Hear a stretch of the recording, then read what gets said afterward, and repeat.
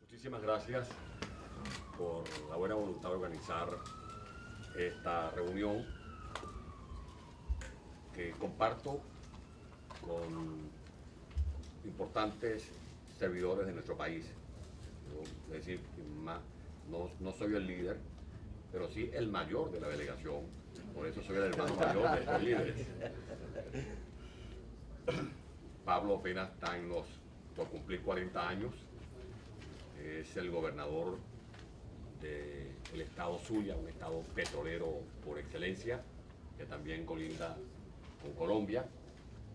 César está por allí por los 50 años, y como se ha dicho, es el gobernador del estado Táchira, cuya capital es la ciudad de San Cristóbal, está en la frontera también con Colombia. ¿Qué estamos comunicando a la comunidad internacional? No solamente aquí en Washington, lo hemos dicho también en Colombia, lo hemos querido decir en el ámbito europeo, que en Venezuela se viene desarrollando un fraude constitucional. ¿Y en qué nos basamos? Nos basamos, y lo podemos demostrar con los documentos que consignamos hoy, por ejemplo, en la Comisión Interamericana de Derechos Humanos, como lo hemos hecho en el Parlamento Europeo, como lo hemos demostrado en reuniones sostenidas con funcionarios, dirigentes políticos, defensores de los derechos humanos en Perú, en Argentina,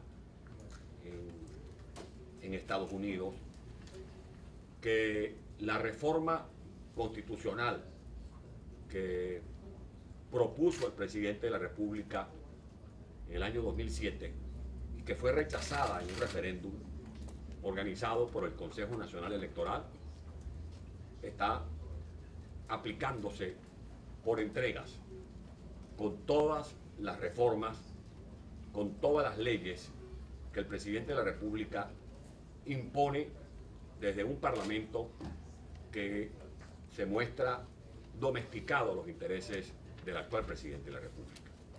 De ahí que hay una combinación de factores, porque así como ahora se apalanca una hegemonía comunicacional, cuando el gobierno viene desarrollando una agenda para imponer una hegemonía comunicacional, hacemos algunos recordatorios, le arrebata la señal a Radio Caracas Televisión, el canal más importante de nuestro país.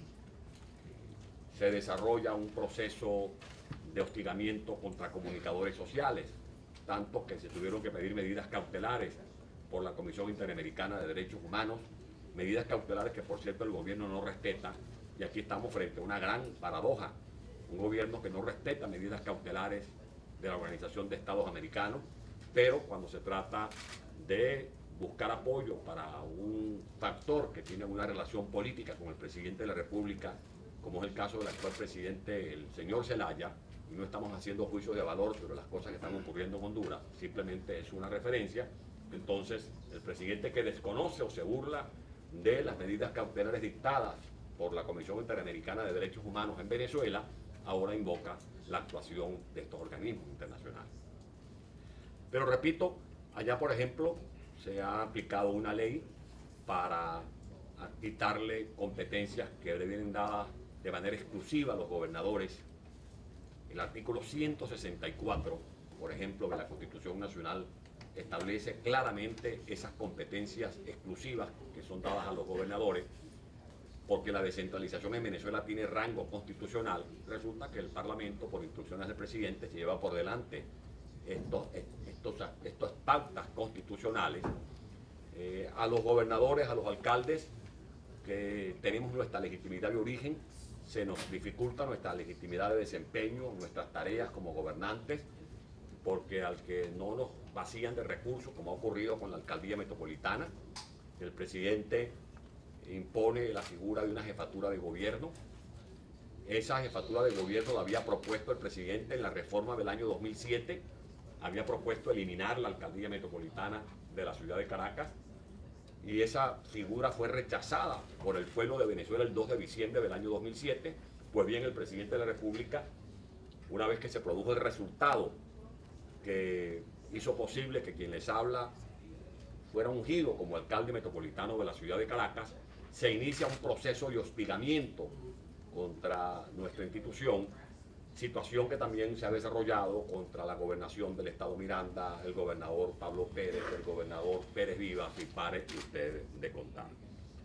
Por eso nuestra democracia está en riesgo en Venezuela, porque tenemos un presidente que usa la democracia, pero para destruir la democracia, porque no hay desarrollo de la democracia, no hay amplitud de la democracia, sino que por el contrario vemos que el gobierno usa las virtudes de la democracia para imponer un modelo personalista y continuista. Las elecciones que se desarrollan en Venezuela pretenden convertirse en un traje a la medida, en un plato que sea al gusto del presidente de la República. Por ejemplo, este año debió celebrarse elecciones municipales y fueron suspendidas por este gobierno. Y en este momento, de eso le podrán hablar Pablo Pérez Vivas, que maneja muy bien esta materia electoral. Se desarrolla un proyecto de ley electoral que de una u otra manera trastoca principios que son muy nobles para los venezolanos desde el punto de vista electoral, incluso viendo las encuestas que se conocen hoy en Venezuela, que hablan de una mayoría clara que rechaza este modelo autoritario y que comienza ya a señalar directamente al presidente como responsable de los problemas sociales y económicos que padecemos en el país, muy a pesar de los ingentes recursos que ha administrado este régimen en los últimos 10 años, un número, 950.000 millones de dólares. Allí tenemos problemas de orden social, el problema de la inseguridad, que es sin duda alguna el fenómeno que en primer lugar es señalado por los venezolanos como nuestra dificultad más importante. Nos encontramos, por ejemplo, con muestras o signos de intolerancia. Hoy, por ejemplo, el embajador de Venezuela, señor Chatterton, cuestiona la Organización de Estados Americanos, señala un pecado que se coloque en la agenda de la Organización de Estados Americanos, que una comisión de gobernadores y alcaldes sea recibida mañana por el secretario general de la OEA. Eso es una muestra de intolerancia. Lo que debería responder el señor Chatterton es la situación que hoy en día compromete al gobierno de Venezuela con la guerrilla colombiana. Y no es una denuncia temeraria ni de Antonio Ledesma, ni del gobernador Pablo Pérez, ni del gobernador Pérez Vivas, lo dijo el señor Mono Jojoy, que involucra tanto al presidente de Ecuador como también al presidente de Venezuela en este tipo de tratativas con movimientos terroristas, con movimientos guerrilleros. Lo que debería explicar ante la comunidad internacional el señor Chatterton es este enojoso remoquete que se le asigna ahora al Estado venezolano, cuando ya no se nos reputa como un Estado petrolero únicamente, sino como un narcoestado. Estos sí son temas que deberían ser ventilados por los voceros del gobierno, así como otras materias relacionadas, por ejemplo, con la violación de derechos humanos y el caso concreto de la libertad de expresión. Estas son mis reflexiones. Muchas gracias por escucharnos.